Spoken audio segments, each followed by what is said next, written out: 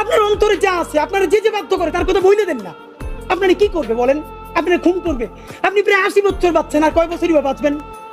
আপনি কি খাবেন, কি বাঁচবেন? আপনি বরং যদি আপনার আর্মি মেরে ফেলে, আপনারা যদি ভারতীয় আধিপত্যবাদ গুলি করে, আপনাকে যদি হত্যা করা হয়, কিন্তু সেই রক্তের বিনিময়ে যদি আপনি শহীদদের রক্তের বিনিময়ে নতুন বাংলাদেশ গড়ে যেতে পারেন, আগামী 1000 বছর বাংলাদেশের মানুষ নামাজে প্রার্থনায় আপনার জন্য শুধু দোয়া করবে। ঠিক। বুড়ো মানুষটা থেকে শুরু করে শিশু, আপনার বক্তৃতা শুনে মাননীয় উপদেষ্টা কতক্ষণ জানেন? যতক্ষণ আপনি জুলাইয়ের জবানে কথা বলেন। বাংলাদেশে গত 50 বছরে কোন রাষ্ট্রপ্রধানের 30 মিনিট 40 মিনিটের বক্তৃতা, রিক্সা চালক, ভ্যান চালক, সবজি বিক্রেতা, বিশ্ববিদ্যালয়ের প্রফেসর, ছাত্র জনতা আধা ঘন্টা বসে তার বক্তৃতা শুনে নজির নাই, যেটা আপনারটা হইছে। ঠিক। এটা কিন্তু আপনার চেহারা দেখে না।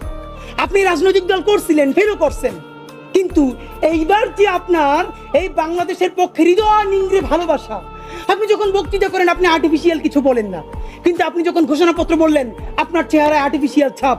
ইদানিং আপনি স্ক্রিপ্ট দেখে দেখে বক্তৃতা করেন, এগুলো আমরা চাই না। মাননীয় প্রধান উপদেষ্টা আপনার একটা কথা বলি, আমরা আগেও বলেছি এই সরকারের সকল উপদেষ্টার এক পা অন্য দেশে, বিপদ হইলে ভাইগে যাবে।